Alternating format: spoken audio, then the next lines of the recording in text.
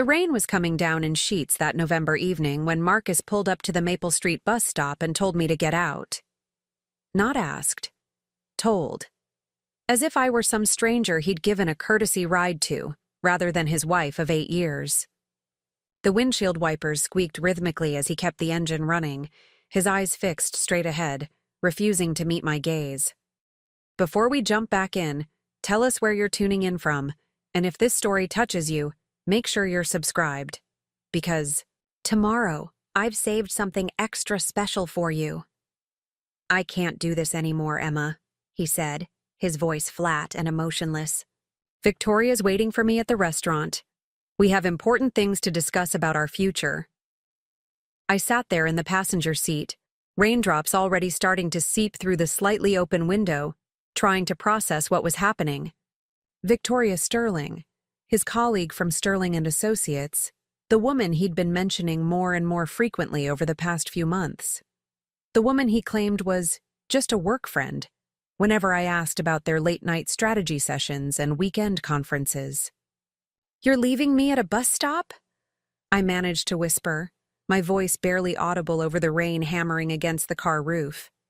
Marcus finally turned to look at me, and for a moment, I saw something that looked almost like guilt flicker across his features. But it vanished quickly, replaced by cold determination. "It's better this way. Clean break. No messy scenes at home." I reached for the door handle with trembling fingers, my mind struggling to accept that this was really happening. 8 years of marriage, and this was how it ended. Not with a conversation, not with counseling or attempts to work things out, but with me being deposited at a bus stop like unwanted cargo. "My things," I started to say, but Marcus was already shaking his head. "I'll have them packed and sent wherever you end up. Helen's already started clearing out your closet space. She never really thought you were right for our family anyway." The mention of his mother hit like another slap. Helen Thompson had made her disapproval of me clear from day one, constantly, making subtle comments about my background, my job, my inability to give Marcus the social connections she felt he deserved. Apparently, she'd finally gotten her wish. I stepped out into the downpour, immediately soaked to the skin despite my thin jacket. The bus stop's shelter was minimal, barely more than a piece of plexiglass that did nothing to protect against the wind-driven rain. I turned back toward the car, thinking maybe Marcus would change his mind. Maybe he'd realize how cruel this was.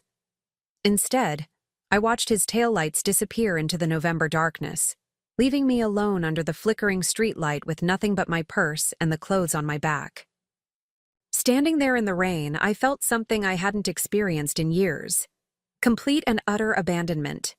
The kind that reaches into your chest and squeezes until you can barely breathe.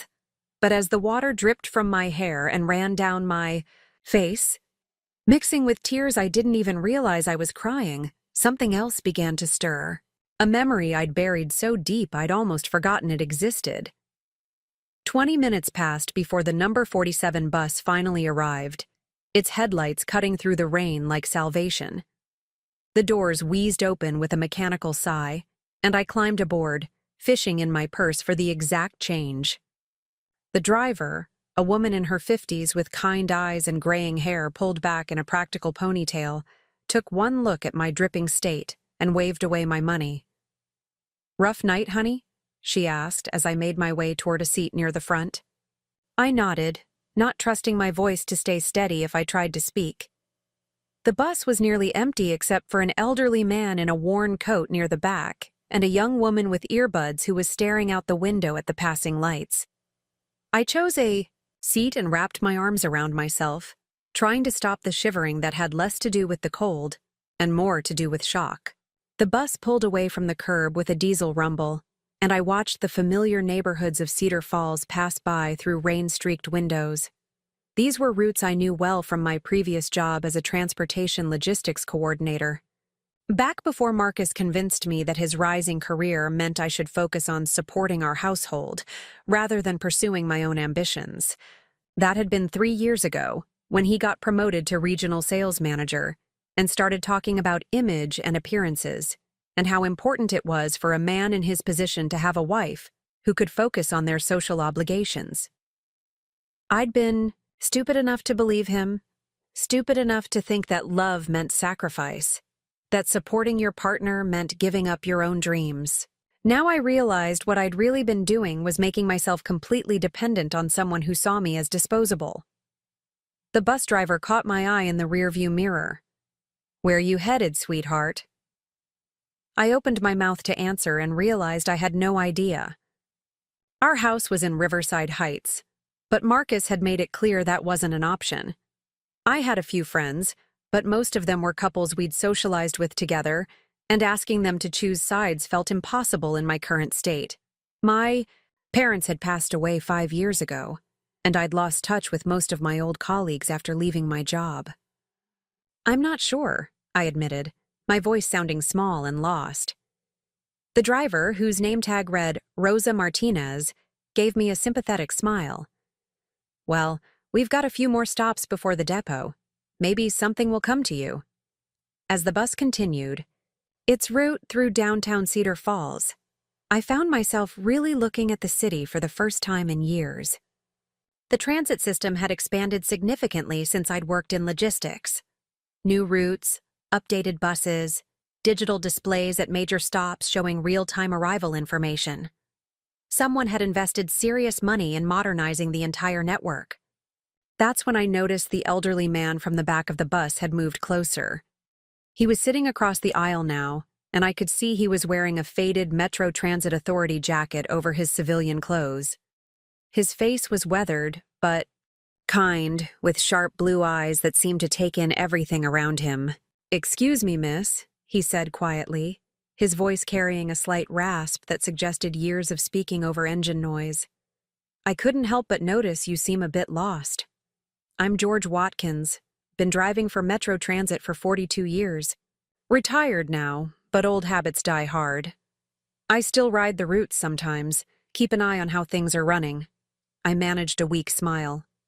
Emma Chen. "And yes, I suppose I am pretty lost right now." George nodded understandingly. "Been there myself. Sometimes life throws you a curveball that knocks you right off your feet.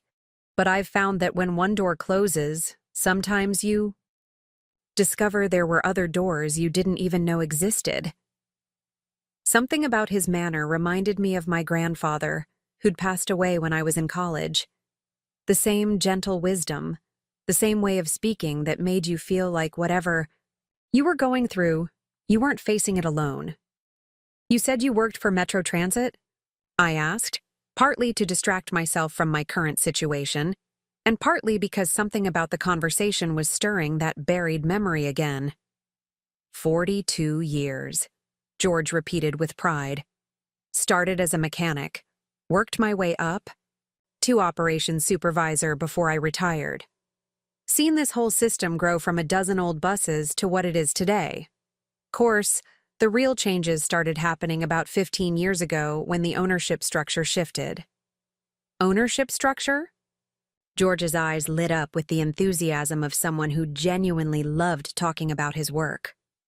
"Oh yes, most folks don't realize it, but Metro Transit Authority isn't actually city-owned anymore. Got bought out by a private investment group back in 2009. Smart move, really. The city was going bankrupt trying to maintain the system, but the new owners had deep pockets and long-term vision. The buried memory was getting stronger now, clawing its way to the surface despite years of deliberate suppression.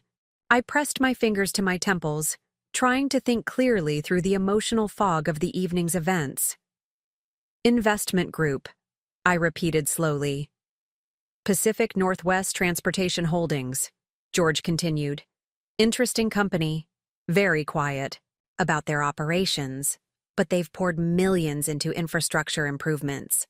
New buses, route expansion, digital systems, employee benefits.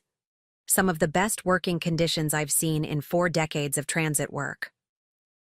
Pacific Northwest Transportation Holdings. The name hit me like a physical blow, and suddenly I wasn't sitting on a city bus anymore. I was 25 years old again, sitting in a lawyer's office in Portland, staring at documents I didn't understand while a stern-faced man in an expensive suit explained my inheritance. My grandfather, Chen Wei-ming, had been what people politely called eccentric, a Chinese immigrant who'd built a small fortune through a series of seemingly random investments that somehow always paid off. Tech stocks before anyone knew what the internet was, real estate in neighborhoods that gentrified 20 years later, and transportation companies. Lots and lots of transportation companies. When he died, he'd left everything to me with one condition. I couldn't touch the principal until I turned 35, and I couldn't sell any of the holdings until I was 40. Until then, I'd receive a modest monthly allowance that was enough to live on, but not enough to live extravagantly.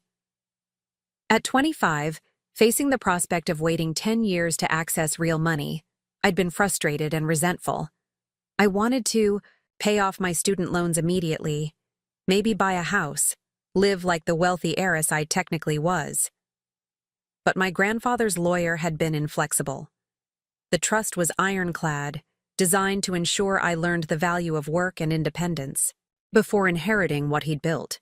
So I'd taken my monthly stipend, gotten a job in transportation logistics because it felt somehow connected to his legacy, and tried to forget about the fortune I couldn't touch. When I met Marcus 3 years later, I'd mentioned the inheritance, in vague terms, but he'd been more interested in my immediate earning potential than some distant windfall that might or might not materialize. After we married, he'd gradually convinced me that depending on family money was unseemly, that we should build our life together based on what we could earn ourselves. I'd been so in love, so eager to prove that I was with him for the right reasons, that I'd barely thought about my grandfather's companies for years. "Miss? You all right?" George's concerned voice brought me back to the present. I realized I'd been staring at him in shock for several long moments. "Pacific Northwest. Transportation Holdings," I said carefully. "Do you know anything about the ownership structure? Who actually runs the company?" George tilted his head, studying me with new interest. "Well, that's the funny thing. It's all managed through some kind of trust arrangement. Very private, very professional. We get directives and funding approvals, but I never met anyone from the actual ownership side. Always worked through lawyers and management companies." The bus was pulling into the downtown transit hub now, and Rosa called back to us. "End of the line, folks. Last bus out is in 20 minutes if anyone needs a connection." I stood up, slowly, my mind racing. If what George was saying was true, if Pacific Northwest Transportation Holdings really owned the Metro Transit Authority, then I needed to find out exactly what that meant for me. Because unless I was very much mistaken, I just turned 35 last month. "George," I said as we prepared to exit the bus, "hypothetically speaking, if someone wanted to find out more about Pacific Northwest Transportation Holdings, where would they start?" He considered the question seriously. "Well, there's always the corporate records office downtown. Public filings, board of directors, that sort of thing. Though with private companies, there's not always much to find."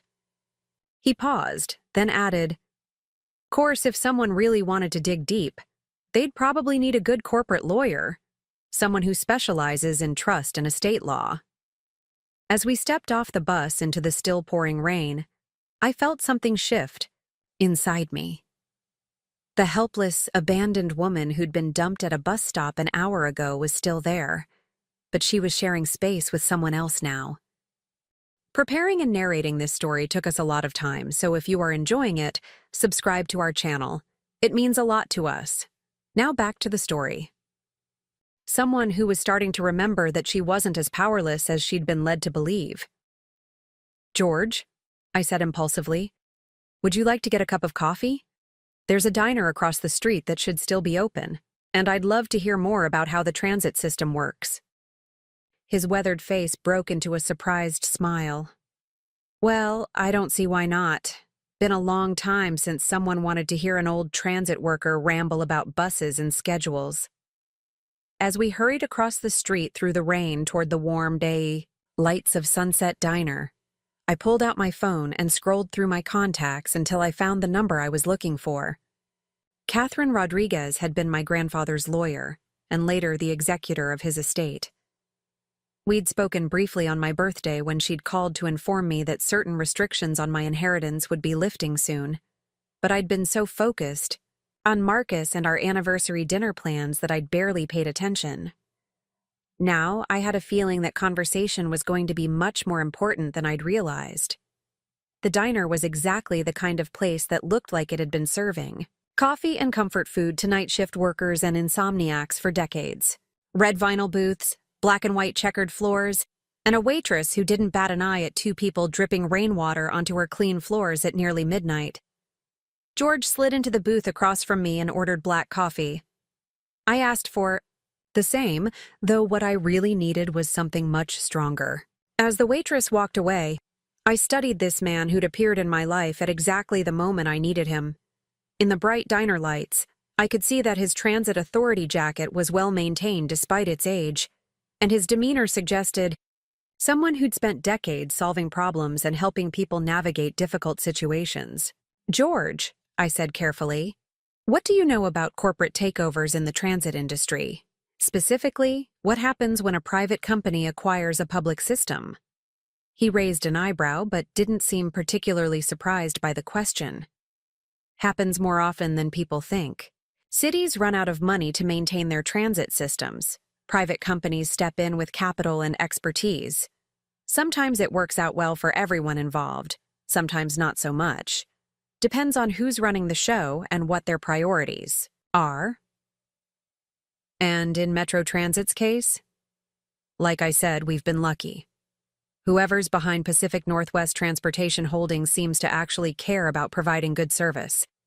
We've seen budget increases, infrastructure improvements, better working conditions for drivers and mechanics. That's not always the case when private equity gets involved in public services. The waitress returned with our coffee, and I wrapped my hands around the warm mug, trying to organize my thoughts. "George, I need to ask you something, and I hope you'll be honest with me. If someone theoretically had some kind of ownership stake in the transit system, what kind of power would that give them?" George's sharp blue eyes studied me intently over his coffee cup. "Well, theoretically speaking, if someone owned a controlling interest in Pacific Northwest Transportation Holdings, they'd essentially own the entire Metro Transit Authority. Routes, schedules, hiring and firing, contracts with the city, everything." "Everything?" "Everything. They could shut down routes, change schedules, even terminate the whole system's contract with the city if they wanted to. Of course, there'd be legal ramifications and public backlash, but from a purely business standpoint, yeah, the owner calls the shots." I set my coffee cup down with shaking hands. "And if someone wanted to make changes to personnel? Say, if they discovered that certain employees were being mistreated or taken advantage of? The owner could certainly investigate that, make changes to management, review employee complaints, that sort of thing. We've got a pretty good union, but the ownership has the final say on most operational decisions." I pulled out my phone and scrolled to Catherine Rodriguez's contact information. "George, I hope you don't mind, but I need to make a phone call. It might take a few minutes." He nodded understandingly. "Take your time. I'll just sit here and enjoy my coffee. Been a while since I had a conversation this interesting." I stepped outside onto the covered porch of the diner, where I could hear better despite the ongoing rain. Catherine answered on the second ring, sounding remarkably alert for someone being called close to midnight. "Emma, is everything all right? It's quite late." "Catherine, I need to ask you about my inheritance, specifically about Pacific Northwest Transportation Holdings." There was a pause on the other end of the line. "I see.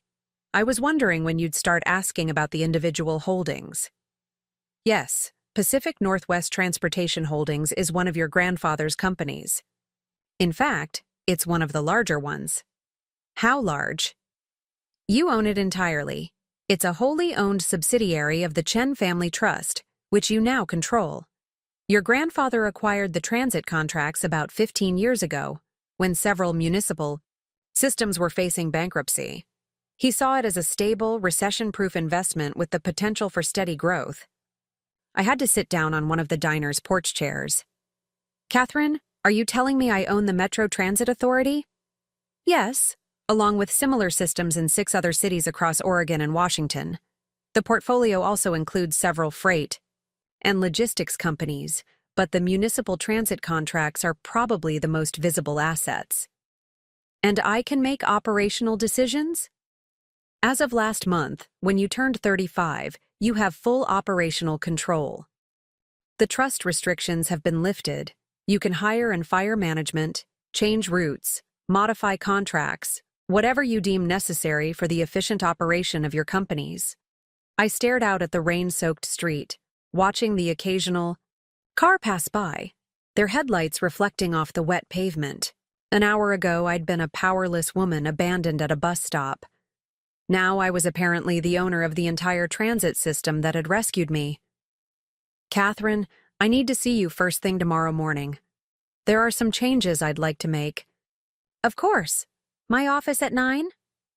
Perfect. And Catherine? This needs to be completely confidential for now. I'll explain everything when I see you. After ending the call, I stood on the porch for a few more minutes, letting the reality of the situation sink in. Marcus had left me at a bus stop, assuming I was helpless and dependent. He'd calculated that without him, I had nowhere to go and no resources to rebuild my life. He'd been spectacularly wrong. When I returned to the booth, George looked up expectantly. Good news, I hope? Very good news, I said, unable to keep a smile from spreading across my face. George, how would you feel about coming out of retirement for a consulting position? I have a feeling I'm going to need someone with your experience and institutional knowledge. Consulting on what? I leaned forward, my voice low but determined. On how to run a transit system properly, and on identifying anyone in the organization who might not be treating employees with the respect they deserve. George's eyes widened slightly, and then a slow grin spread across his weathered features. Well, now, that sounds like it might be quite an adventure. When do we start? Tomorrow morning. And George? I have a feeling this is going to be the beginning of something very satisfying indeed. As we finished our coffee and prepared to brave the rain again, I felt a transformation taking place that went far deeper than just discovering my hidden assets. For the first time in years, I felt like myself again. Not Marcus's wife, not Helen's disappointing daughter-in-law, but Emma Chen, granddaughter of a brilliant investor who'd taught me that the best revenge was living well, and that sometimes the people who underestimate you give you the greatest gift of all, the element of surprise. Marcus thought he'd left me with nothing. Tomorrow, he was going to discover just how wrong he'd been. The next morning dawned gray and drizzling, typical November weather for Cedar Falls. I'd spent the night at the Grandview Apartments, a modest extended-stay hotel downtown that George had recommended. The room was clean but basic, a far cry from the spacious home in Riverside Heights that I'd shared with Marcus for the past 5 years. But as I stood at the window watching the early morning commuters hurrying to catch their buses, I felt something I hadn't experienced in years. Complete autonomy. My phone had been buzzing intermittently since 6 a.m. with calls from Marcus. I'd let every single one go to voicemail. Whatever panic or guilt had set in after he'd had time to think about dumping his wife at a bus stop in the rain, I wasn't ready to hear it. Besides, I had more important things to focus on. At 8:30, I walked the 6 blocks to Catherine Rodriguez's law office, located in a stately brick building that housed several of Cedar Falls' most prestigious firms. Catherine had been my grandfather's attorney for over 20 years, and she'd handled his estate with the kind of meticulous attention to detail that had made his unconventional investment strategies so successful. Her office hadn't changed much since I'd last visited 5 years ago. Dark wood paneling, floor-to-ceiling bookshelves filled with legal volumes, and a massive mahogany desk that had probably cost more than most people's cars. Catherine herself was a woman in her early 60s with steel gray hair pulled back in an elegant chignon and the kind of sharp intelligence that made opposing counsel think twice before challenging her in court. "Emma," she said, rising from behind her desk to embrace me warmly. "You look tired, dear.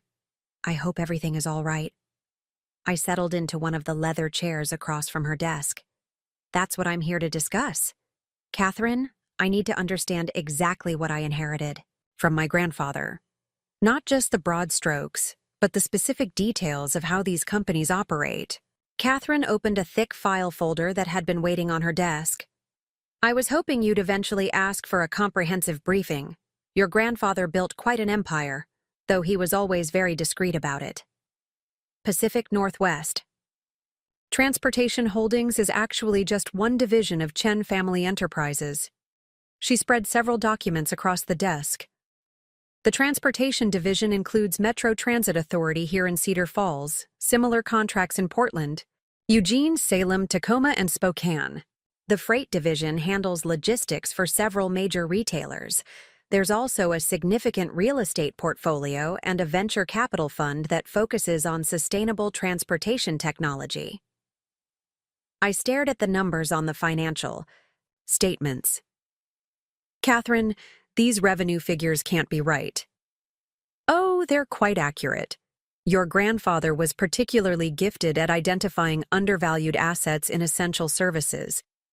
Transportation, utilities, communications infrastructure. Things people need regardless of economic conditions." She pointed to a specific line item. "The Metro Transit Authority alone generates about $40 million annually in revenue from city contracts, advertising, and federal transit grants. And I control all of this? As of your 35th birthday, yes. The trust restrictions have been lifted completely. You can hire and fire executives, change operational policies, enter into new contracts, sell assets if you choose. Your grandfather designed the trust to ensure you'd be mature enough to handle the responsibility, but he always intended for you to have complete control eventually." I thought about Marcus's reaction when I'd mentioned my inheritance over the years. He'd always dismissed it as family money that might or might not amount to anything significant. The irony was bitter. While he'd been climbing the corporate ladder at Sterling and Associates, desperately trying to impress clients and build his reputation, I'd been sitting on a business empire that dwarfed his entire company. "Catherine, I need to know about the current management structure at Metro Transit. Who's running the day-to-day operations?" She flipped through several pages. "The general manager is a man named Richard Hoffman. He's been in the position for 8 years, hired by the previous management company your grandfather contracted to oversee operations. There's also a deputy manager, several department heads, and a full administrative staff. Have there been any employee complaints? Issues? With management practices?" Catherine's expression grew more serious. "That's an interesting question. There have been a few grievances filed through the union over the past year. Nothing that reached the level of requiring legal intervention, but some concerns about favoritism in scheduling, unequal treatment of drivers, that sort of thing." "What kind of unequal treatment?" "Let me pull the file." Catherine retrieved another folder from a filing cabinet. "There was a complaint filed 6 months ago by a driver named Patricia Wells. She alleged that her supervisor was giving preferential routes and overtime opportunities to drivers who were willing to provide personal favors." I felt a chill of recognition. What kind of personal favors? The complaint was somewhat vague, but it suggested that certain drivers were expected to provide transportation services for management's personal use. Driving family members to events, running errands, that sort of thing. Technically, a misuse of company resources, though not necessarily illegal. "What happened to the complaint?" "It was reviewed by Richard Hoffman and determined to be unfounded. The supervisor in question, a man named David Turner, received a written reprimand for poor communication with his drivers, but no further action was taken." I made a mental note to speak with Patricia Wells directly. Catherine, I want to schedule a meeting with Richard Hoffman for this afternoon. Don't tell him why. Just that the ownership group wants to review current operations. Of course. Anything else? Yes. I want you to draft a letter giving me full authority to review all personnel files, financial records, and operational policies. And I want to schedule interviews with the union representatives and any employees who've filed grievances in the past 2 years. Catherine raised an eyebrow. Emma, may I ask what's prompted this sudden interest in the detailed operations of your companies? I stood up and walked to the window overlooking downtown Cedar Falls. From this height, I could see several bus stops and watch the morning rush hour in progress. Somewhere out there, drivers like Rosa Martinez and George Watkins were doing their jobs with professionalism and care, while others might be dealing with supervisors who saw their positions as opportunities for personal gain. Let's just say, I've had a revelation about the importance of treating people with dignity and respect, and about what happens when someone abuses a position of trust. Catherine nodded slowly. I see. Well, you certainly have the authority to make whatever changes you deem necessary. Your grandfather always said that businesses succeed when they treat their employees well and fail when they don't. After leaving Catherine's office, I called George Watkins. He'd given me his number the night before, explaining that retirement hadn't quite taken hold, and he was always available if someone needed advice about transit operations. George, it's Emma. Are you free for lunch? I'd like to discuss that consulting position we talked about. Absolutely. Where would you like to meet? How about Sunset Diner again? I'm starting to think of it as our headquarters. George chuckled. Perfect. I'll see you at noon. I spent the morning walking around downtown Cedar Falls, observing the transit system with new eyes. I watched passengers board buses, paid attention to how drivers interacted with riders, and noted which routes seemed to be running on time, versus which ones were consistently delayed. It was like seeing a business I owned for the first time, which in many ways was exactly what was happening. At one bus stop, I overheard a conversation between two women who were clearly Metro Transit employees based on their uniforms. They were discussing their supervisor with obvious frustration. David's at it again, one of them was saying. Told Jennifer she could have the weekend overtime if she'd drive his mother-in-law to her doctor appointments on Thursday. That's ridiculous. We're not a personal chauffeur service. Try telling him that. Ever since he got promoted, he acts like we work for him personally instead of for the company. I filed the information away and continued my observations.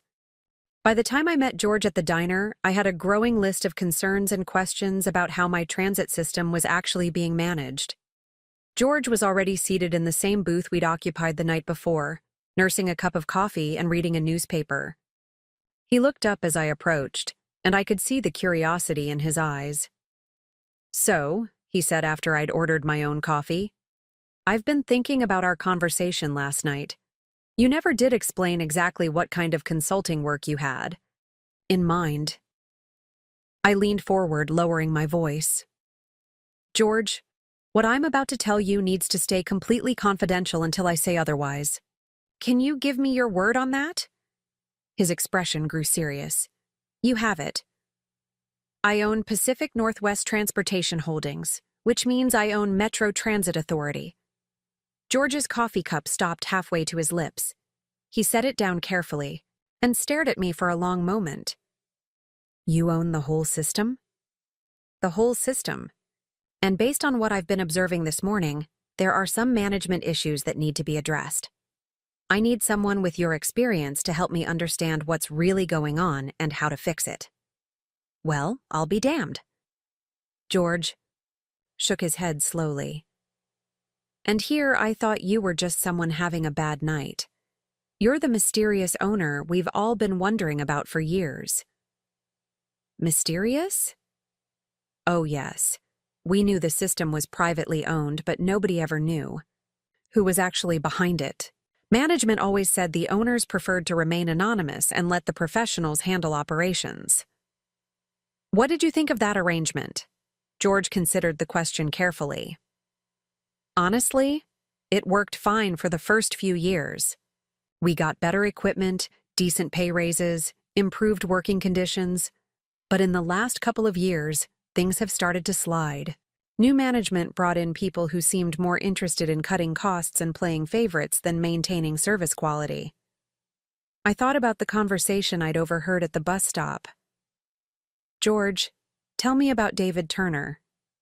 His expression darkened immediately. David Turner is exactly the kind of supervisor who gives the whole industry a bad name. Got promoted about 18 months ago when his predecessor retired, and he's been abusing his position ever since. How so? Uses company drivers for personal errands, plays favorites with scheduling and overtime assignments, makes inappropriate comments to female employees. I heard from several drivers that he's been pretty explicit about what kind of extra duties might lead to better assignments. I felt a familiar surge of anger. And management hasn't done anything about it? There have been complaints, but Richard Hoffman seems to think Turner's cost-cutting measures outweigh any personnel issues. Plus, Turner's got friends in the administrative office who help cover for him. What kind of friends? His brother-in-law works in HR. His college roommate handles the financial audits. It's become a bit of a boys' club up there, with the rest of us just trying to do our jobs and stay out of their way. I pulled out a notebook and started writing down names and details. George, I'm going to need you to help me document everything. Every instance of misconduct, every employee who's been mistreated, every policy that's been violated. Can you do that? Absolutely. But Emma, you should know that if you start making changes, there's going to be pushback. Turner and his friends aren't going to give up their positions without a fight.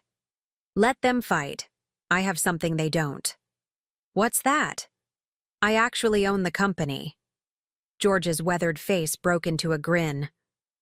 This is going to be interesting. We spent the next 2 hours going over George's knowledge of the system's personnel and operations. He had an encyclopedic memory for details and a clear understanding of who was doing their job properly versus who was taking advantage of their position.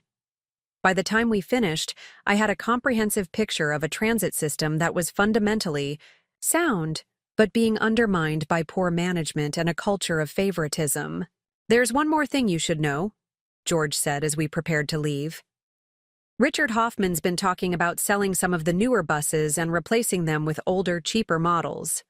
Says it's about cost efficiency, but the drivers are concerned about safety and reliability.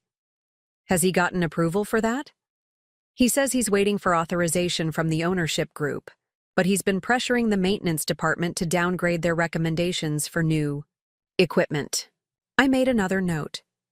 Richard Hoffman was clearly operating under the assumption that the anonymous owners would approve any cost-cutting measure that improved short-term profits, regardless of the impact on service quality or employee welfare. He was about to learn how wrong that assumption was. My meeting with Hoffman was scheduled for 3 o'clock at the Metro Transit Authority building, a modern glass and steel structure that housed the administrative offices and main dispatch center. I arrived 15 minutes early and spent the time observing the workplace culture. The building's lobby was professional but sterile, with corporate motivational posters and a display case showing awards for safety and efficiency. Several employees passed through while I waited, and I noticed that most of them seemed hurried and stressed, avoiding eye contact with anyone who might be management. Richard Hoffman turned out to be exactly what I'd expected based on George's description. A man in his late 40s with perfectly styled hair, an expensive suit, and the kind of practiced smile that never quite reached his eyes. He greeted me in the lobby with the enthusiasm of someone who assumed I was there to approve his cost-cutting initiatives. Ms. Chen, welcome to Metro Transit Authority. I'm Richard Hoffman, General Manager. It's wonderful to finally meet someone from the ownership group in person. I shook his hand politely. Thank you for making time to see me, Mr. Hoffman. I'm here to review our current operations and discuss some potential changes. His smile widened. Excellent. I think you'll be very pleased with what we've accomplished. We've managed to reduce operational costs by 12% over the past 18 months while maintaining service levels. He led me to his office, a spacious room with windows overlooking the main bus depot. The walls were covered with charts and graphs showing various performance metrics, all designed to present the most favorable possible picture of his management. As you can see, Hoffman continued, gesturing to his displays, we've been very successful at streamlining operations, reduced overtime costs, optimized routes for maximum efficiency, and identified several opportunities for additional cost savings. I studied the charts with interest.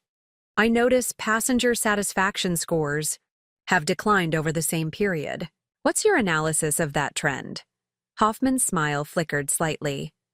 Well, there's always some adjustment period when you implement efficiency measures. We expect satisfaction scores to improve once passengers adapt to the new schedules and procedures. And employee satisfaction? Our employees understand that everyone needs to do their part to maintain profitability. We've been very clear about expectations and performance standards. I sat down in the chair across from his desk. Mr. Hoffman, I'd like to review some specific personnel matters with you. I understand there have been several employee complaints filed in recent months. His expression became more guarded. Every organization deals with the occasional personnel issue. We have procedures in place to address legitimate concerns while protecting the company from frivolous complaints. Tell me about David Turner. The change in Hoffman's demeanor was immediate and telling. His shoulders tensed, and his smile became distinctly forced. David is one of our most effective supervisors. He's been instrumental in implementing our new efficiency protocols. What about the complaints regarding his treatment of female employees? There was one complaint that was thoroughly investigated and found to be without merit. The employee in question was clearly attempting to avoid accountability for her own performance issues. I pulled out my notebook. Patricia Wells? Yes. Ms. Wells has a history of attendance problems and conflicts with authority. When David tried to address these issues through proper channels, she filed a baseless complaint as retaliation. And the allegations that Mr. Turner was requiring drivers to provide personal services for management? Hoffman's laugh sounded forced. I think there may have been some miscommunication about our community outreach programs. Occasionally, our drivers volunteer to help with company-sponsored charitable activities. It's entirely voluntary and reflects well on our corporate citizenship. I made notes as he spoke, paying as much attention to what he wasn't saying as to his actual words. It was clear that Hoffman had no intention of addressing the legitimate concerns about Turner's behavior. In fact, he seemed to be actively protecting Turner while dismissing the employees who'd had the courage to complain. Mr. Hoffman, I'd like to schedule individual meetings with several employees over the next few days. Can you arrange for me to speak privately with Patricia Wells, Rosa Martinez, and the union representatives? Of course, though I should mention that Ms. Wells is currently on probation for performance issues. Her perspective on company policies may not be entirely objective. I'll keep that in mind. What about the proposal to downgrade our bus fleet? Hoffman's eyes lit up with enthusiasm. Ah, yes, one of our most promising cost-saving initiatives. We've identified an opportunity to replace 12 of our newer buses with refurbished models that would reduce our capital expenses by nearly $2 million. At what cost to safety and reliability? The refurbished buses meet all federal safety standards and would be perfectly adequate for our routes. The maintenance department has raised some minor concerns about long-term reliability, but those are outweighed by the immediate financial benefits. I closed my notebook and stood up. Thank you for your time, Mr. Hoffman. I'll be in touch about next steps. As I left his office, I could feel him watching me with obvious concern. He'd clearly expected our meeting to result in enthusiastic approval of his management philosophy. Instead, I'd asked pointed questions about employee complaints and challenged his cost-cutting priorities. Walking through the administrative offices on my way out, I noticed several employees who seemed to recognize that something significant was happening. Word would spread quickly that someone from the ownership group was asking uncomfortable questions about management practices. I called Catherine from my car.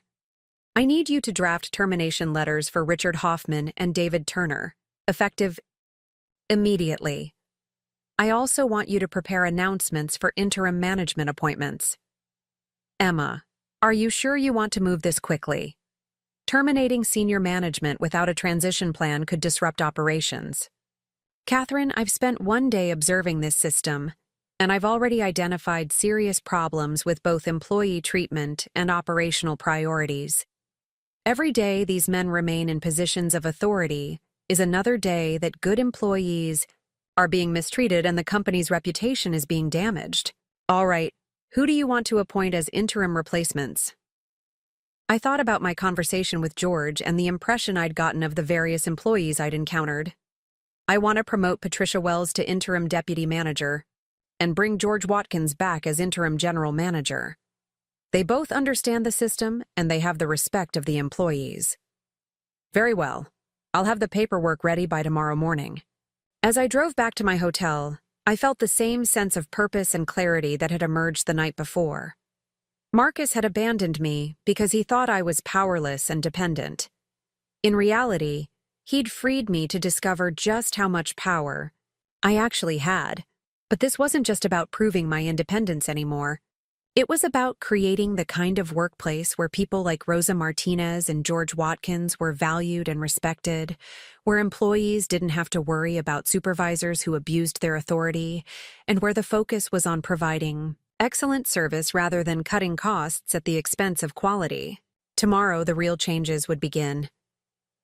Thursday morning arrived with crisp autumn air and the first break in the week's persistent rain. I woke early in my hotel room at Grandview Apartments, energized by a sense of purpose I hadn't felt in years. Today would mark the beginning of real change at Metro Transit Authority, and I intended to make sure those changes sent ripples through every corner of my life. Catherine had called the night before to confirm that all the legal documents were prepared. George had agreed to meet me at 7 a.m. to review our strategy before the day's events unfolded. As I dressed in a sharp navy business suit that I'd purchased the day before, I caught sight of myself in the mirror and realized I looked different. More confident, more determined. The woman staring back at me bore little resemblance to the rain-soaked, abandoned wife from 3 days ago. George was waiting in the hotel lobby, holding 2 cups of coffee and looking like a man who'd gotten the best night's sleep in years. Despite being in his 70s, he had the energy and enthusiasm of someone half his age who'd just been handed the opportunity of a lifetime. "Morning, boss," he said with a grin, handing me one of the coffee cups. "Ready to shake things up?" "More than ready. Did you reach out to Patricia Wells?" "I did. She's nervous but willing to meet with you this afternoon. She's been documenting Turner's behavior for months, hoping someone would eventually listen. Turns out she's got quite a file of incidents and witnesses." I nodded with satisfaction. "Perfect. What about the other drivers who've had problems?" "Rosa Martinez is eager to talk. So are 3 other drivers who've been dealing with Turner's demands for personal services. They're all scheduled to meet with you individually this afternoon, after we handle the management changes."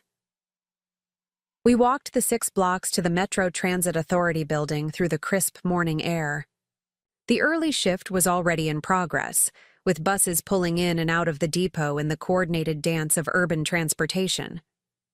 I watched the drivers and mechanics going about their work with professional competence and felt a surge of pride in what my grandfather had built and what I was now determined to protect. Catherine was waiting for us in the lobby, carrying a briefcase full of legal documents and wearing the expression of a lawyer who was about to deliver very bad news to people who richly deserved it.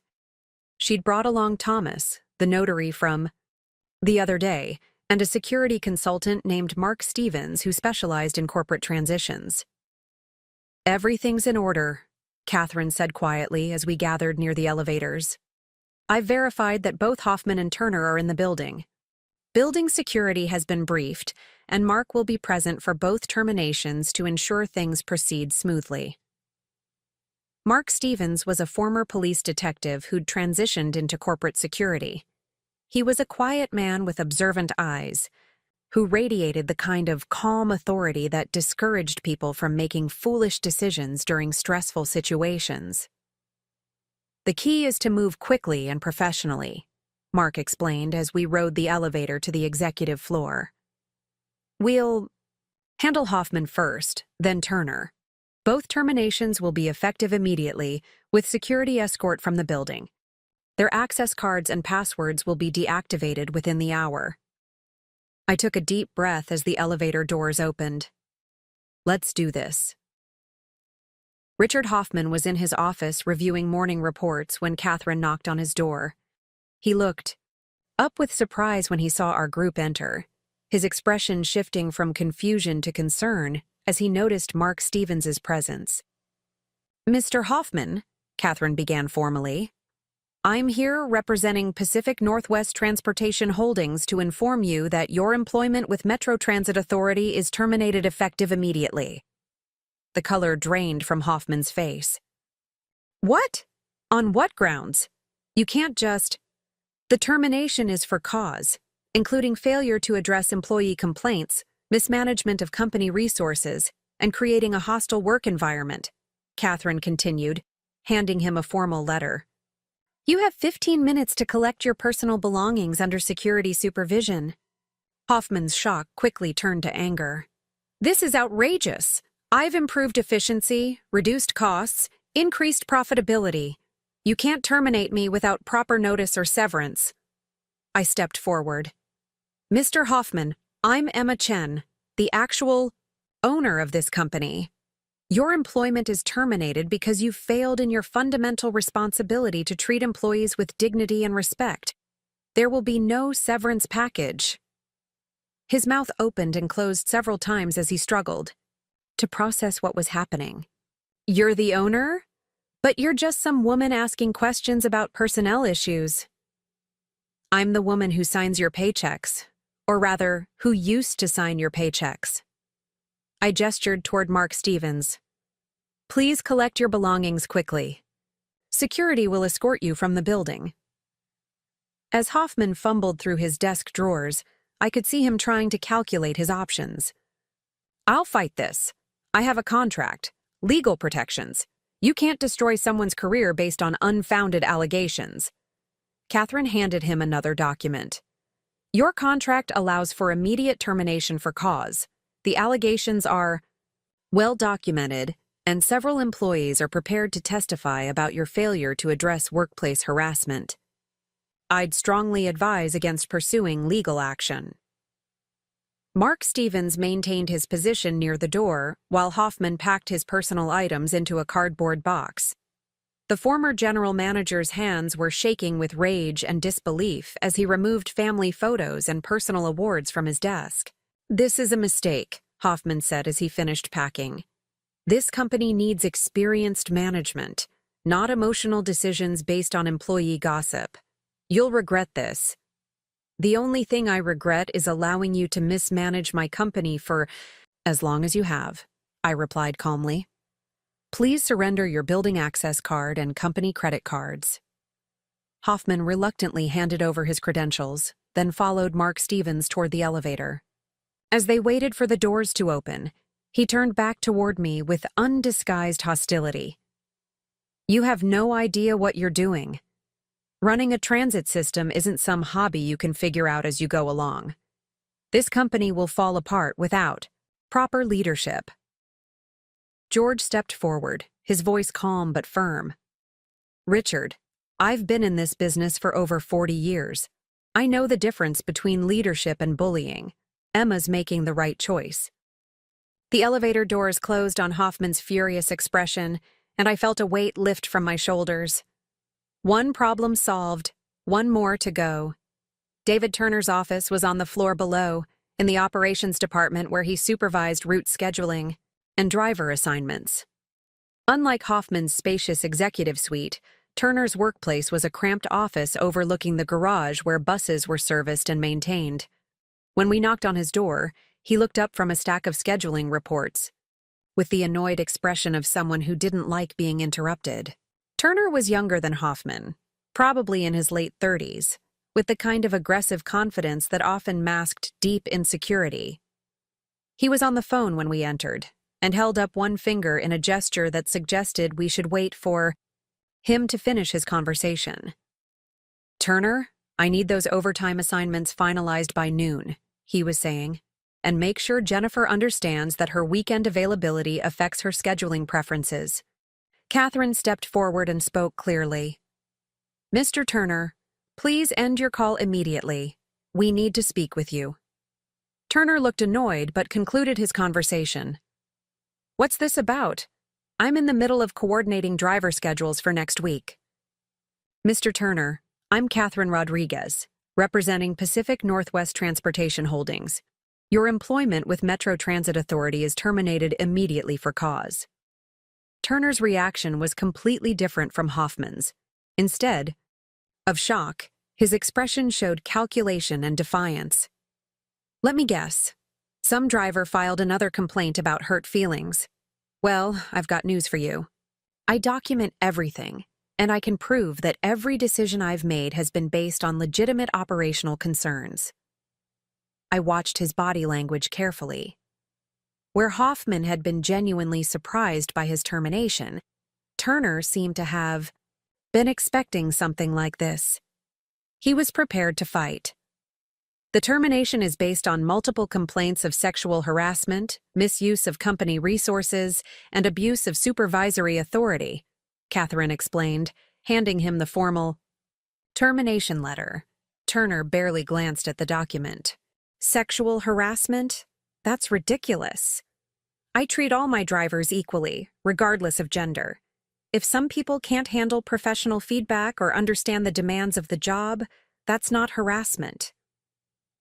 Requiring female drivers to provide personal transportation services for your family members isn't professional feedback," I said, stepping into his line of sight. "It's abuse of power."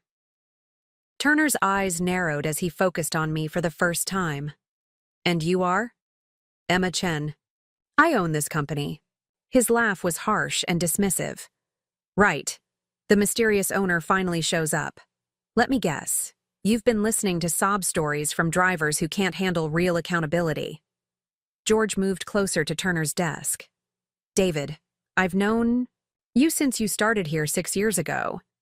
You were a decent employee until you got promoted and decided that being a supervisor meant treating people like your personal servants.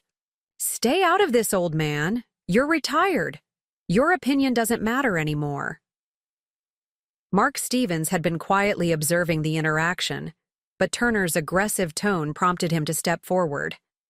"Mr. Turner, you need to collect your personal belongings and leave the building immediately. Security will escort you out." "I'm not going anywhere until I speak with someone who actually has authority here. I want to talk to Richard Hoffman." "Mr. Hoffman was terminated an hour ago," Catherine informed him. "There is no appeal process for termination due to cause." For the first time, Turner's confidence wavered. "Hoffman was fired too?" "The entire management structure is being reorganized," I explained. "Your behavior and his failure to address it have created a hostile work environment that's damaging to both employees and company operations." Turner stood up abruptly, his chair rolling backward and hitting the wall. "This is insane. You can't just come in here and destroy people's careers based on the whining of a few disgruntled employees. I have a mortgage, a family. I've worked here for 6 years. You should have considered those responsibilities before you decided to abuse your position," I replied. "Your actions have consequences, Mr. Turner. Today you're experiencing them." As Turner began gathering his belongings, his anger shifted toward specific threats. "Patricia Wells put you up to this, didn't she? That woman has been causing problems since the day she was hired. She can't handle honest criticism, so she makes up stories about harassment." Mr. Turner, I'd strongly advise you to stop talking, Catherine interjected. Anything you say right now could be used in potential legal proceedings. Legal proceedings? I should be the one filing lawsuits. This is wrongful termination, defamation, destruction of my professional reputation based on lies.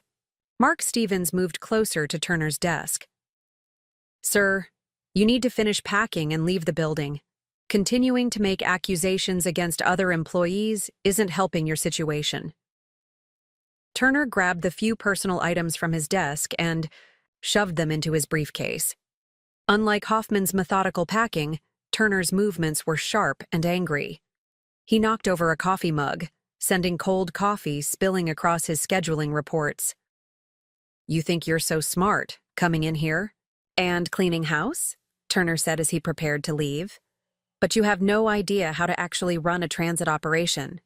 These drivers need firm management, clear expectations, consequences for poor performance.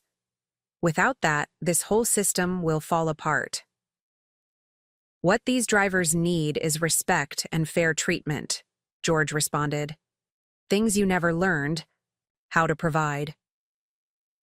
As Mark Stevens escorted Turner toward the elevator, the terminated supervisor turned back one final time. This isn't over. I know where the bodies are buried in this company. Financial irregularities, safety violations, union contract breaches. You want to play hardball? I can play harder. The elevator doors closed on Turner's threats, but his words lingered in the air. Catherine made notes on her legal pad while Mark Stevens used his radio to confirm that both terminated employees had left the building. We'll need to review his allegations about financial irregularities, Catherine said. Even if they're baseless, it's better to be prepared. I nodded, but I wasn't particularly concerned about Turner's threats. Desperate people often made wild accusations when their misconduct was exposed. What mattered more was ensuring that the employees he'd mistreated felt safe and supported moving forward. George, are you ready to take over as interim general manager? His weathered face lit up with determination. More than ready. First thing I want to do is call an all-hands meeting for this afternoon. Let everyone know that the old management is gone and that we're committed to running this company the right way. Perfect. Catherine, what do we need to do to make George's appointment official? I have the paperwork right here, she said, pulling documents from her briefcase. George, you'll have full authority to make operational decisions, hire and fire supervisors, and implement policy changes. The appointment is effective immediately.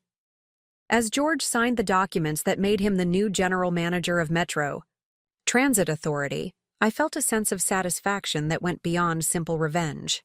This wasn't just about punishing people who'd abused their power. It was about creating an environment where dedicated employees could do their jobs without fear of harassment or favoritism. My phone buzzed with a text message from Marcus. Emma, we need to talk. This has gone on long enough. Call me. I showed the message to George, who raised an eyebrow. Your husband finally figured out you didn't just disappear into thin air? Apparently, though I'm curious what prompted him to reach out now. It's been 3 days since he dumped me at that bus stop. Maybe someone told him you've been asking questions around town. Word travels fast in a city this size. I considered responding to Marcus's text, then decided against it. Whatever. Conversation we eventually had would happen on my terms, not his. For now, I had more important priorities. The afternoon meetings with Patricia Wells and the other affected employees went exactly as I'd hoped. Patricia turned out to be a thoughtful, professional woman in her 40s who'd been driving for Metro Transit for 8 years. She'd documented Turner's inappropriate behavior meticulously, including dates, times, witnesses, and specific incidents. I never wanted to cause trouble, she explained as we sat in George's new office. I just wanted to do my job and be treated fairly. But when David started requiring certain drivers to run personal errands for management, It became clear that our job security depended on how willing we were to go along with things that weren't in our job descriptions. "What kind of personal errands?" I asked, though I suspected I already knew. Driving his family members to appointments, picking up his dry cleaning, taking his car for maintenance while we were supposed to be on duty. He made it clear that drivers who were team players would get better routes and more overtime opportunities. Rosa Martinez, the bus driver who'd been so kind to me that first night, had similar stories. David would schedule the drivers he liked for the easy routes with good tips and regular passengers. The rest of us got the difficult routes, split shifts, and minimal overtime. Did anyone ever report this to Hoffman? Several people tried, but David and Richard were friends, and it was clear that complaining would just make things worse for you. David made sure we understood that. As I listened to story after story of professional retaliation and workplace harassment, my anger at the previous management intensified. These were good people who'd been trying to provide essential public services while dealing with supervisors who saw them as personal resources to exploit. "Things are going to be different now," I assured each employee who met with me. "George is going to be implementing new policies that focus on fairness, respect, and professional development. And there will be clear procedures for reporting problems without fear of retaliation." By the end of the day, I'd spoken with 12 employees who'd had negative experiences with Turner's management style.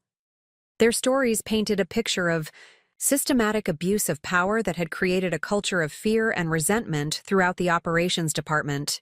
George had spent his first day as general manager reviewing personnel files, meeting with department heads, and beginning the process of restructuring the supervisory hierarchy. When we met for dinner at Sunset Diner, he looked energized despite the long day. "It's amazing how much the atmosphere in that building has changed already," he said over coffee. "People are actually smiling, making eye contact, volunteering ideas for improvement. It's like they can finally breathe again." "Any word from Turner or Hoffman?" Turner called the union representative, trying to file a grievance about his termination. But when the rep heard about the harassment complaints, he basically told Turner he was on his own. I felt a deep sense of satisfaction. The changes we'd made weren't just about removing problem employees. We were rebuilding a workplace culture based on mutual respect and professional accountability. My phone buzzed again with another message from Marcus. "Emma, people are saying you've been around town asking questions about the transit system. What's going on? We really need to talk." I showed the message to George, who chuckled. "Sounds like word is getting back to him that his abandoned wife isn't as helpless as he thought. What do you think I should do?" "Personally, I think you should let him sweat a little longer. He had no problem leaving you at a bus stop in the rain. Let him wonder what you're up to for a few more days." As we finished our dinner, I reflected on how much had changed in just 4 days. I'd gone from being a discarded wife with no apparent resources to the owner of a multi-million-dollar transportation company who was actively reshaping the lives of dozens of employees. But the most important change wasn't in my external circumstances. It was in how I saw myself. For the first time in years, I felt like the person my grandfather had believed I could become. Someone who used power responsibly, who stood up for people who couldn't stand up for themselves, and who understood that real strength came from lifting others up rather than tearing them down. Marcus had taught me an important lesson by abandoning me. He'd shown me exactly what kind of person he really was, and in doing so, he'd freed me to become exactly the kind of person I was meant to be. Tomorrow would bring new challenges as we continued rebuilding Metro Transit Authority's culture and operations. But tonight, I felt more confident and purposeful than I had in years. The woman who'd been left at a bus stop was gone. In her place was someone who owned the bus company and who intended to use that power to make sure no one else was ever abandoned the way she had been. Friday dawned with the kind of crystalline clarity that only comes after a storm has passed. I stood at the window of my hotel suite, watching the morning commuters board the Metro Transit buses with a satisfaction that went deeper than simple ownership. These were my buses, my employees, my responsibility, and for the first time in my adult life, I felt the weight and privilege of that accountability. George had called at 6 a.m. with updates from the overnight shift. Word of the management changes had spread through the entire system like wildfire, and the response from employees had been overwhelmingly positive. 3 drivers had already approached him about returning to routes they'd been reassigned from as punishment for refusing Turner's inappropriate requests. The union representative had requested a meeting to discuss restoring proper grievance procedures that had been systematically undermined. But most significantly, George had received a call from someone I hadn't expected to hear from so soon. Victoria Sterling called the main office last night, George reported over our morning coffee at Sunset Diner. She claimed to be calling on behalf of Marcus Thompson about some kind of business proposal involving Metro Transit contracts. I nearly choked on my coffee. Victoria called about transit contracts? Apparently, she works for Sterling and Associates, and they've been trying to land the advertising account for our bus shelters and digital displays. She wanted to know if the recent management changes affected existing vendor relationships. The audacity was breathtaking. Marcus's affair partner was trying to leverage her connection to him to secure a business contract with the company I owned. Neither of them had any idea they were essentially asking me to approve a deal that would benefit the woman my husband had left me for. What did you tell her? I told her that all vendor relationships were under review and that any proposals would need to go through the new ownership structure. She seemed very interested in who the new contacts would be.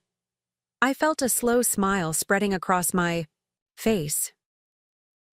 George, I think it's time to set up a formal vendor presentation. Tell Victoria that Sterling and Associates can present their proposal on Monday afternoon.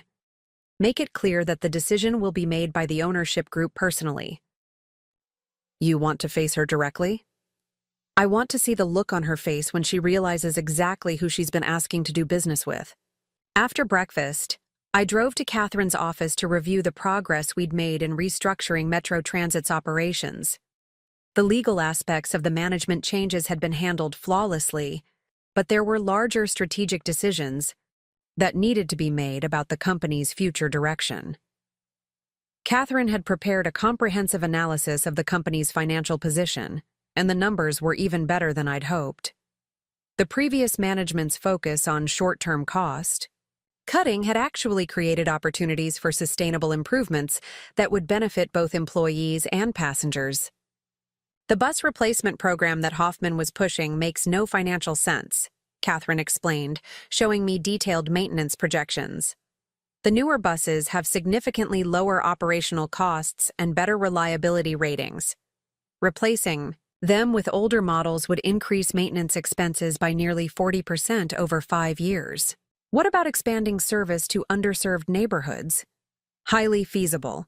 The company's cash flow can support adding 6 new routes without impacting profitability. In fact, increased ridership would likely improve the overall financial picture within 18 months. I studied the route maps Catherine had prepared, noting the areas of Cedar Falls that currently had limited transit access. Most of these were lower-income neighborhoods where residents were most dependent on public transportation. I want to implement the route expansion as soon as possible.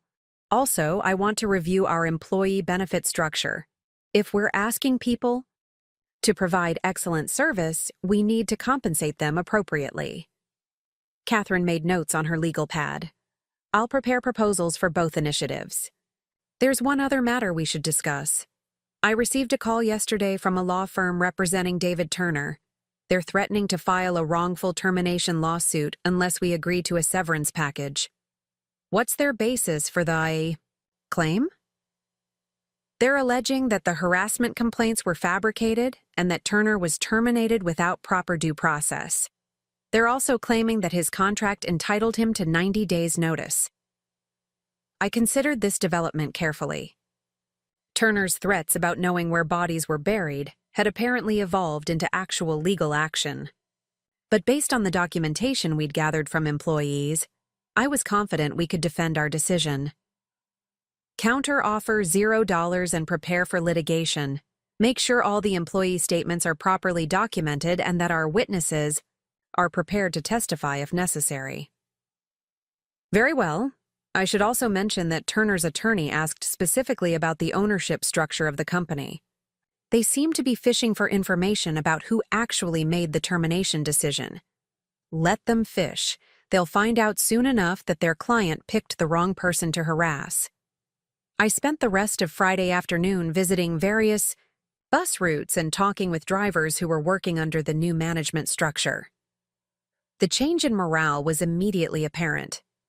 Drivers were more relaxed, more willing to engage in conversation, and several mentioned specific improvements they'd like to see in equipment or scheduling. Rosa Martinez was particularly enthusiastic when I boarded her afternoon route. Ms. Chen, I can't tell you how different things feel already. George has been asking for our input on route efficiency and passenger safety. It's been years since anyone in management actually listened to the drivers who know these streets best. What changes would make the biggest difference for you and your passengers? Better lighting at some of the evening stops? And maybe digital displays that actually work. Half of our current screens haven't been updated in months because the previous management said maintenance wasn't cost-effective. I made notes about both suggestions. The lighting issue was a safety concern that should be addressed immediately, and the digital displays were part of the advertising contract that Victoria Sterling was apparently hoping to secure. As Rosa's bus approached the Maple Street stop, where Marcus had abandoned me exactly 1 week earlier, I felt a complex mix of emotions: anger at his betrayal, satisfaction at how far I'd come, and anticipation for the confrontation that was inevitably approaching. My phone had been buzzing intermittently throughout the day with increasingly urgent messages from Marcus. His tone had shifted from casual requests to talk to barely concealed panic as he apparently began to realize that something significant was happening that he didn't understand. The most recent message was particularly telling. Emma, Helen says someone's been asking questions about us around the neighborhood. People are talking about you being involved in some kind of business deal. I need to know what's going on. This affects both of us. The mention of Helen, Marcus's domineering mother, added another layer of irony to the situation. Helen had never made any secret of her belief that I wasn't good enough for her son, that my background and family connections were somehow inadequate for their social aspirations. Learning that her despised daughter-in-law was actually a significant business owner would be particularly satisfying. I decided it was time to respond to Marcus, but not in the way he expected. Marcus, I texted back, you're right that we need to talk. I'll be at Sterling & Associates on Monday afternoon for a business meeting. Perhaps we can speak afterward. His response came within minutes. Business meeting? What business? Emma, you're scaring me. What's going on? I turned off my phone without responding. Let him spend the weekend wondering. Saturday morning brought an unexpected development. George called to report that Richard Hoffman had been seen at several bars around downtown Cedar Falls, apparently drinking heavily and telling anyone who would listen about his unfair termination. More concerning, he'd been making increasingly specific threats about exposing what he called financial irregularities at Metro Transit. He's claiming that there are millions of dollars in misappropriated federal transit grants, George explained. Says he has documentation that proves the ownership group has been using public money for private purposes. I felt a chill of concern. False accusations could still damage the company's reputation and potentially trigger government investigations. That would be costly and time-consuming, even if we were ultimately cleared. Do we have any vulnerabilities in our federal grant compliance? I've been reviewing all the financial records since Thursday. Everything appears to be properly documented and appropriately used. Hoffman might be referring to some of Turner's creative expense reporting, but that was relatively small amounts, and it's well documented that we terminated both of them for cause. Still, we should be proactive. Can you ask Catherine to initiate an independent audit of our federal grant?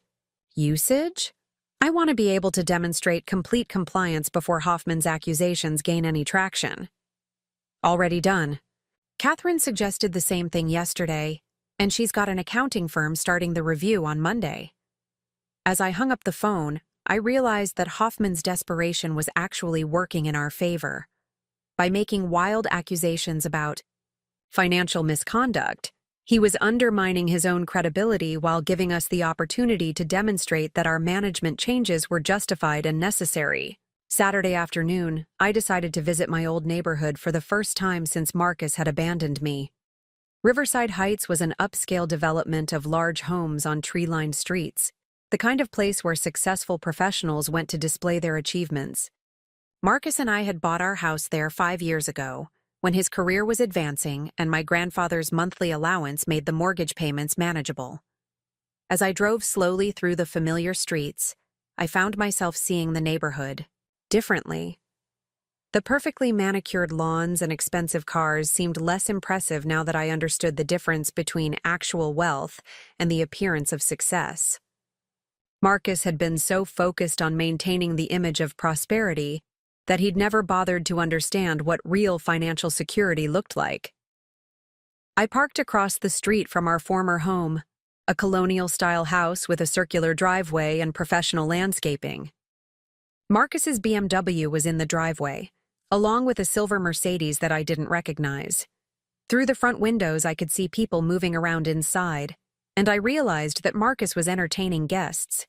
As I watched, the front door opened, and Marcus emerged with a woman I recognized as Victoria Sterling. She was exactly what I'd expected based on her voice during George's phone conversation. Blonde, well-dressed, and carrying herself with the confidence of someone who was accustomed to getting what she wanted. Marcus had his arm around her waist in a gesture that was both possessive and performative. They were followed by an older woman who I recognized immediately as Helen Thompson, Marcus's mother. Helen was dressed in her usual expensive but conservative style, and her body language suggested she was thoroughly approving of Marcus's new relationship.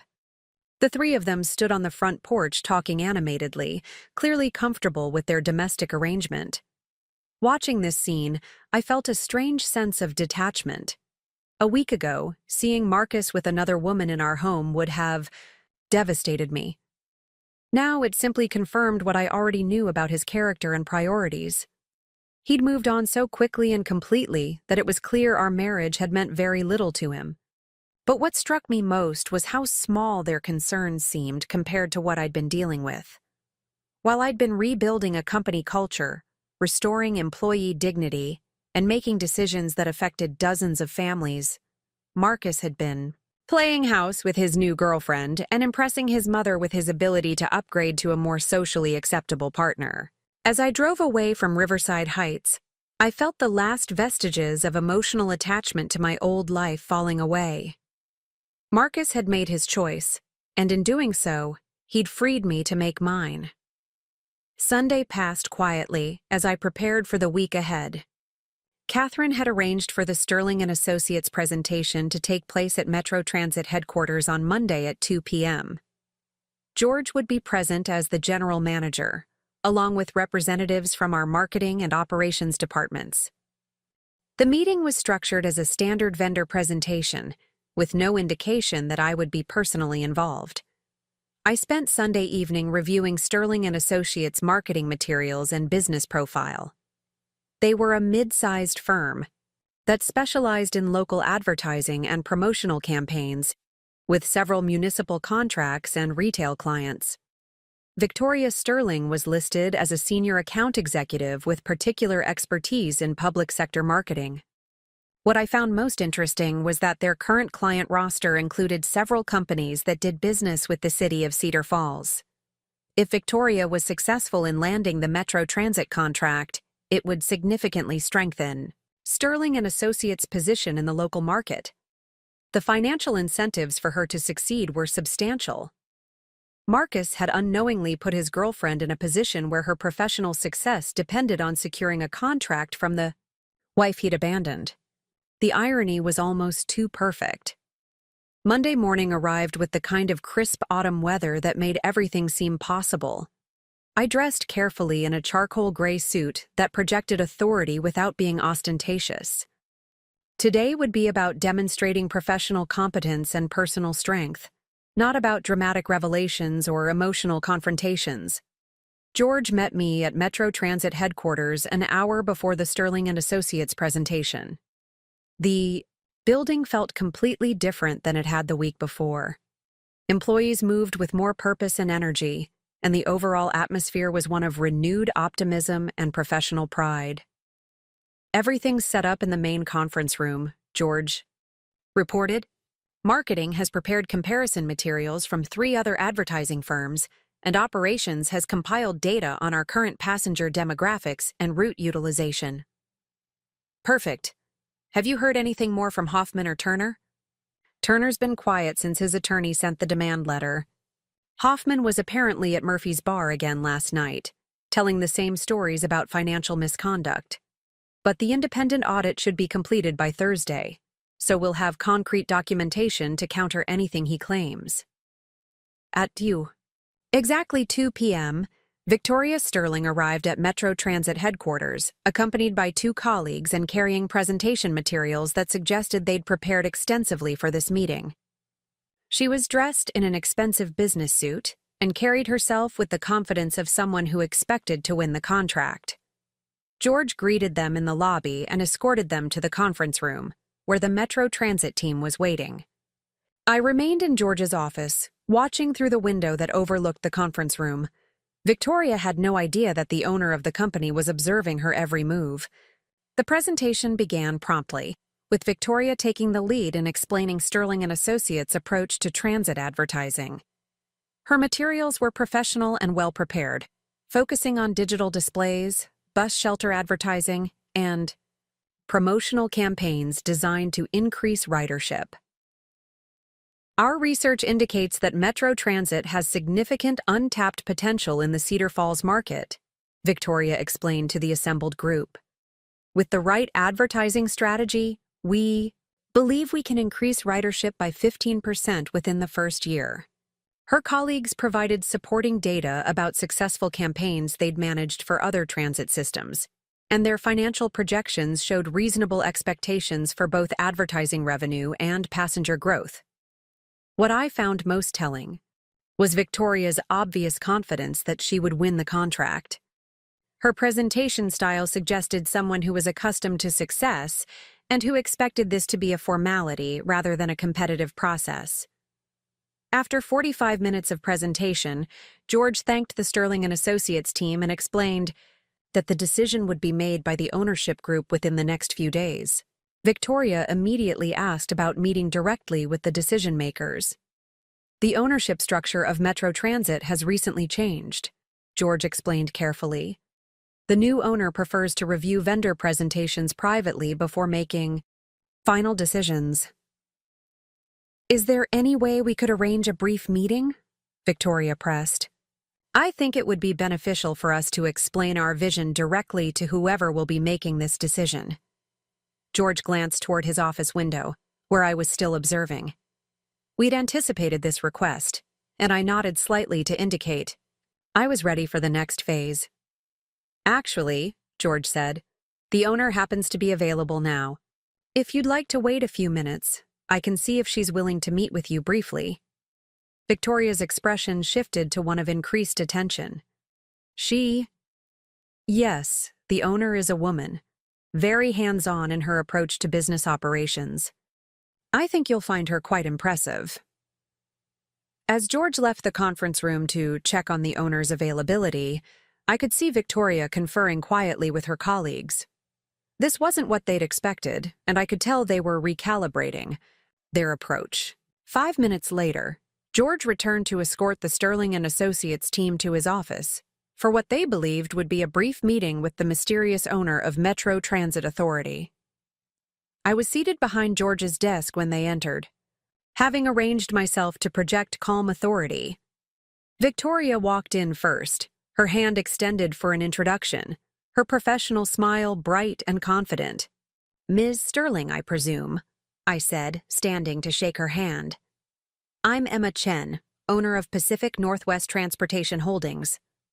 The transformation in Victoria's expression was immediate and spectacular. Her confident smile faltered. Her outstretched hand trembled slightly, and the color drained from her face as she realized exactly who she was looking at. "Emma?"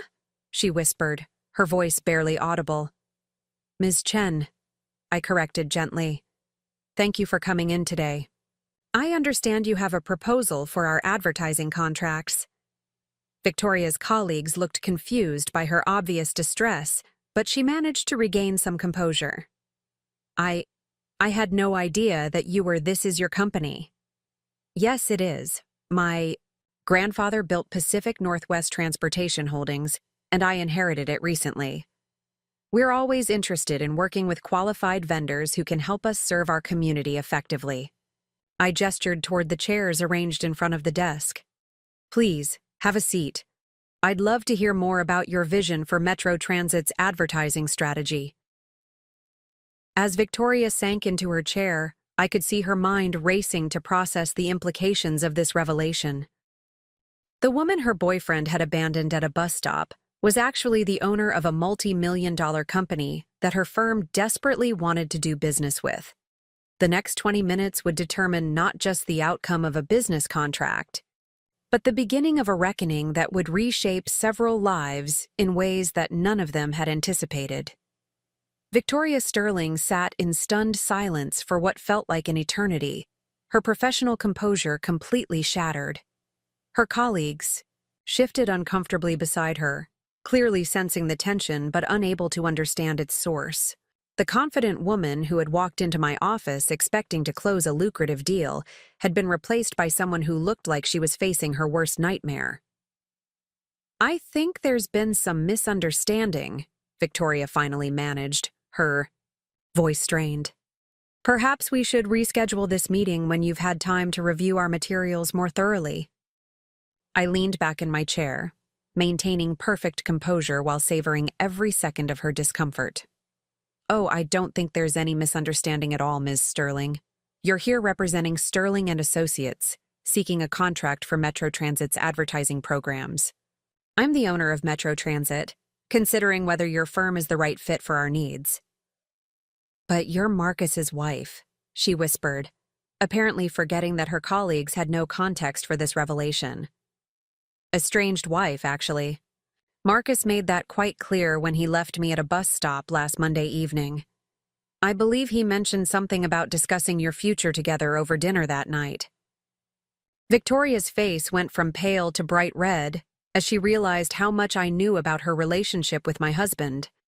One of her colleagues, a middle-aged man with a briefcase full of marketing analytics, cleared his throat awkwardly. "Perhaps we should focus on the business proposal," he suggested, clearly hoping to salvage what was rapidly becoming a disaster. "Excellent idea," I agreed. "Ms. Sterling, you mentioned that Sterling and Associates believes Metro Transit has untapped potential. I'm curious about your research methodology. How did you identify the opportunities you're proposing to address?" Victoria struggled to regain her professional footing. "We conducted market analysis of ridership patterns, demographic studies of potential passengers, and competitive assessments of advertising effectiveness in similar markets." "Fascinating. And how long did this research take?" "Approximately 6 weeks. I nodded thoughtfully. 6 weeks. That's interesting timing. According to my records, Sterling and Associates only requested information about our advertising contract 7 weeks ago. So you began your market research before you even knew if we were accepting proposals." The implication hung in the air, like smoke. Victoria had begun pursuing Metro Transit as a client at exactly the same time her relationship with Marcus had intensified. It wasn't difficult to connect those dots. "Ms. Sterling," I continued, "I have to wonder if your interest in our advertising contracts might be influenced by factors beyond pure business considerations." Her colleague looked increasingly uncomfortable as the meeting veered further from standard vendor presentations into what was clearly personal territory. "Mrs. Chen, I think there might be some confusion here. Victoria's professional recommendations are always based solely on market analysis and client needs. Ms. Chen, I corrected gently. And I'm sure Ms. Sterling's professional integrity is usually beyond question. But in this particular case, I'm concerned about potential conflicts of interest. Victoria found her voice again, though it trembled slightly. I don't understand what you're implying. I'm not implying anything, Ms. Sterling. I'm stating directly that your romantic relationship with my husband represents a significant conflict of interest in any business relationship between our companies. The silence that followed was deafening. Victoria's colleagues stared at her in shock, clearly having no idea about her personal involvement with a client's family member. In the corporate world, such relationships represented serious ethical violations that could destroy professional reputations. I think we should end this meeting, Victoria said, standing abruptly. There are obviously personal issues here that make it impossible to have a productive business discussion. Please sit down, I said calmly. We're not finished yet. Something in my tone made Victoria hesitate. She remained standing, but she didn't leave. You see, Ms. Sterling, this meeting isn't really about advertising contracts at all. It's about consequences. For the past 6 months, you've been having an affair with my husband. Last Monday, he abandoned me at a bus stop in the rain because he wanted to spend the evening discussing your future together. He took our savings, emptied our joint accounts, and moved you into our home while I had nowhere to go. Victoria's colleagues were now staring at her with undisguised horror. Corporate ethics violations were serious business, and being involved in the destruction of a client's marriage could end careers. You both assumed I was powerless, I continued. A discarded wife with no resources, no connections, no ability to affect your lives in any meaningful way. You calculated that the benefits of your relationship outweighed any potential consequences, because what could I possibly do to hurt either of you? I stood up and walked to the window overlooking the metro transit depot, where buses were arriving and departing in the efficient choreography of public transportation. Marcus saw me as a dependent spouse whose primary value was making him look respectable at social functions. You saw me as an obstacle to be removed so you could claim the life you wanted. Neither of you bothered to consider who I actually was or what I might be capable of. Turning back to face Victoria, I smiled with genuine satisfaction. Sterling and Associates will not be receiving the Metro Transit advertising contract. In fact, I'll be sending letters to every municipal agency in Cedar Falls informing them that your firm employs an account executive who conducts personal relationships with family members of potential clients. I suspect that will significantly impact your ability to secure public sector contracts in the future. Victoria's face crumpled as the full implications of her situation became clear. You can't destroy my career because of personal issues between you and Marcus. I'm not destroying your career because of personal issues, Ms. Sterling. I'm protecting my company from potential legal and ethical complications that could arise from doing business with a firm that doesn't maintain appropriate professional boundaries. It's simply good business practice. Her colleague, who had been trying to salvage the meeting, finally spoke up. Ms. Chen, surely we can find a way to resolve this professionally. Victoria's personal life shouldn't affect Sterling and Associates' ability to serve your company's needs. You're absolutely right, I agreed. Which is why I'll be happy to consider proposals from Sterling and Associates once Ms. Sterling is no longer associated with your firm. Personal conflicts of interest are incompatible with professional relationships. The man's expression shifted as he realized what I was suggesting. You're asking us to terminate Victoria's employment. I'm not asking you to do anything. I'm simply explaining the conditions under which I might consider doing business with your firm in the future. Victoria finally found her voice again, though it was filled with desperate anger. This is vindictive and unprofessional. You're using your business position to settle personal scores. Actually, Ms. Sterling, I'm using my business position to ensure that my company maintains the highest standards of professional integrity, something you might want to consider for your own career. I walked back to my desk and picked up Victoria's business proposal. Your market analysis was quite thorough, actually. The demographic studies were particularly insightful. It's unfortunate that your ethical standards don't match your research capabilities. As I spoke, my office door opened and Marcus walked in, his face flushed with exertion and obvious panic. He'd apparently run from the parking lot, and his usually perfect appearance was disheveled and sweaty. "Emma, what the hell is going on?" he demanded, then stopped short when he saw Victoria and her colleagues. "Victoria? What are you doing here?" The tableau was perfect. Marcus standing in the doorway in obvious distress, Victoria looking mortified at being caught in professional disgrace, her colleagues realizing they were witnessing a personal drama that could destroy their firm's reputation, and me, calmly, observing the convergence of consequences I'd orchestrated. "Hello, Marcus," I said pleasantly. Ms. Sterling was just presenting a proposal for Metro Transit's advertising contracts. Unfortunately, we've determined that Sterling and Associates doesn't meet our standards for vendor relationships. Marcus looked confused and increasingly desperate. "Metro Transit? Emma, what does any of this have to do with you?" "Everything, actually. I own Metro Transit Authority. I own the entire Pacific Northwest Transportation Holdings Company that includes transit systems in 6 cities. The mysterious ownership group that everyone's been wondering about? That's me." Marcus stared at me as if I'd started speaking a foreign language. "That's impossible. You don't have that kind of money. Your grandfather's inheritance was just a small trust fund. Clearly, you didn't pay very close attention to the details of my family's financial situation. My grandfather built a substantial business empire, and I inherited it when I turned 35 last month. You might remember that birthday. Marcus, we celebrated at that expensive restaurant where you kept checking your phone to read text messages from Victoria." The color drained from Marcus's face as the implications began to register. "You own a transportation company?" "I own several transportation companies, along with real estate holdings, investment portfolios, and various other assets. The monthly allowance you always dismissed as family money was actually just a small portion of the trust distributions. The real wealth was always there, waiting for me to be old enough to manage it responsibly."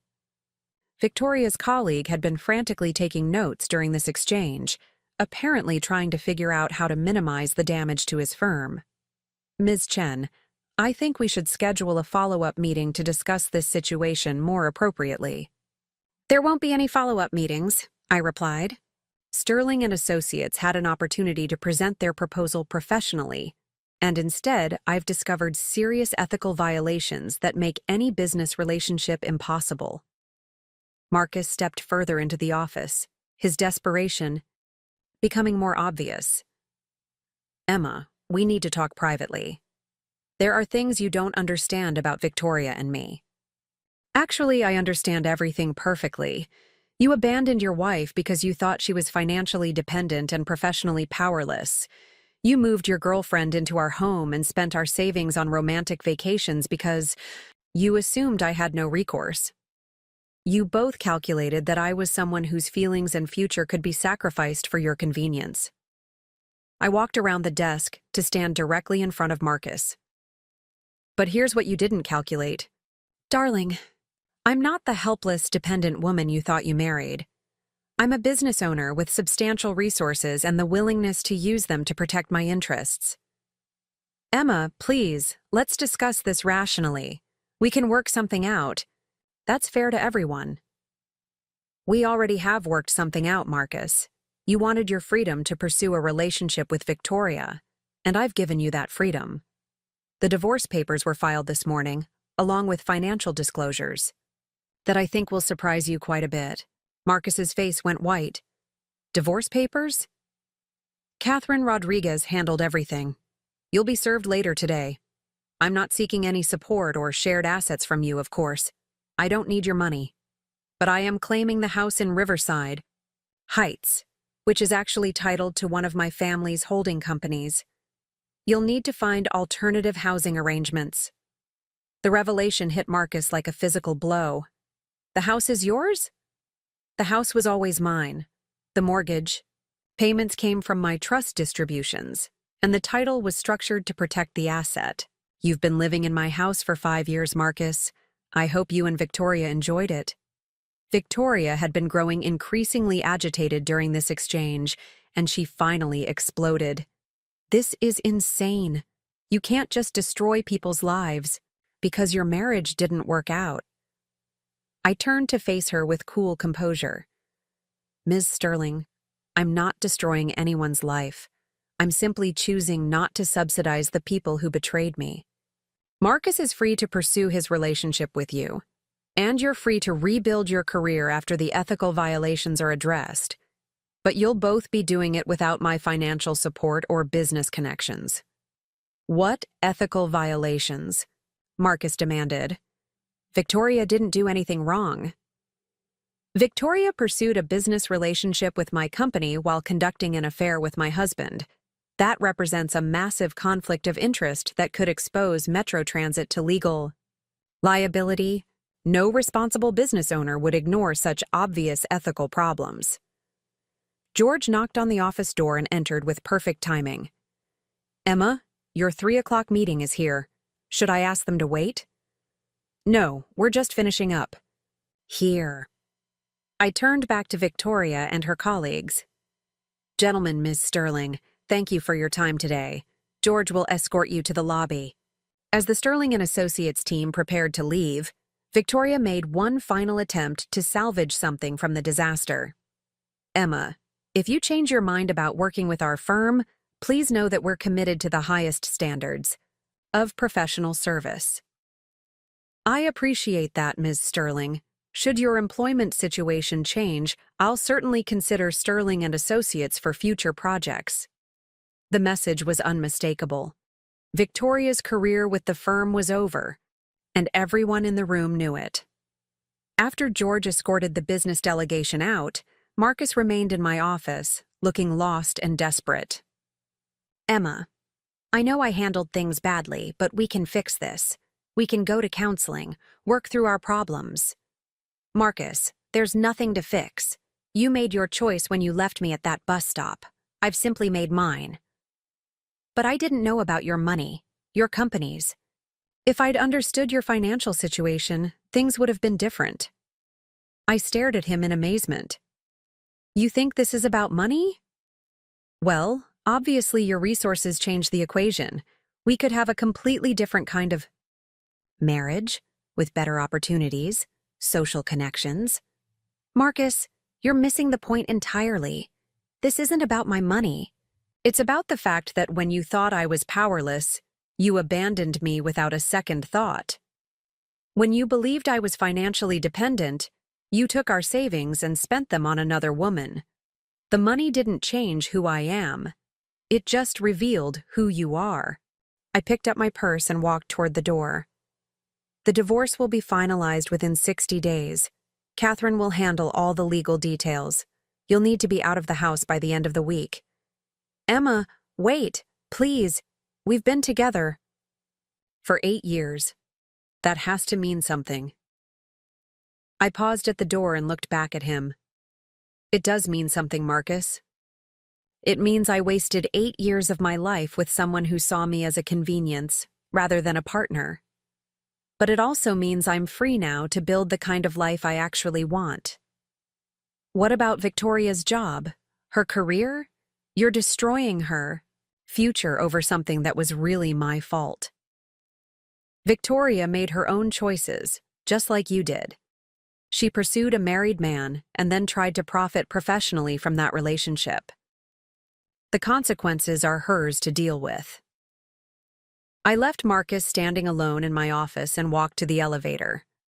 Through the building's windows, I could see the afternoon shift change in progress at the bus depot. Drivers were ending their routes, mechanics were performing routine maintenance, and dispatchers were coordinating the evening schedules. All of these people were doing their jobs with the professionalism and dedication that made public transportation possible. These were my employees now, my responsibility, and my opportunity to create something meaningful. Unlike Marcus and Victoria, who saw relationships and business dealings as opportunities for personal advancement, I had the chance to build something that actually served a greater purpose. George met me in the lobby as I was preparing to leave. How did it go with Marcus? Exactly as expected. He's still trying to calculate how my money changes his options, rather than understanding that his character was the real problem. And Victoria? I suspect Sterling and Associates will be making some personnel changes very soon. Word travels fast in the business community, and ethics violations tend to have long-lasting consequences. As I drove away from Metro Transit headquarters, I felt a profound sense of completion. The woman who had been abandoned at a bus stop 9 days ago no longer existed. In her place was someone who understood her own worth, who had the resources to protect herself and others, and who wasn't afraid to use her power responsibly. My phone buzzed with a text message from an unknown number. This is Victoria. Can we talk privately? I think there's been a misunderstanding. I deleted the message without responding. There hadn't been any misunderstanding. There had simply been consequences. That evening, I had dinner at Sunset Diner with George and Rosa Martinez, who had become my informal advisors on Metro Transit operations. We discussed expansion plans, employee benefit improvements, and the digital display upgrades that would actually serve passengers rather than generate questionable advertising revenue. You know, Rosa said over coffee, it's funny how things work out sometimes.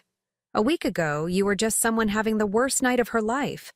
Now you're giving all of us the chance to have the best jobs of our careers. Sometimes the worst. Things that happen to us create opportunities for the best things, I replied.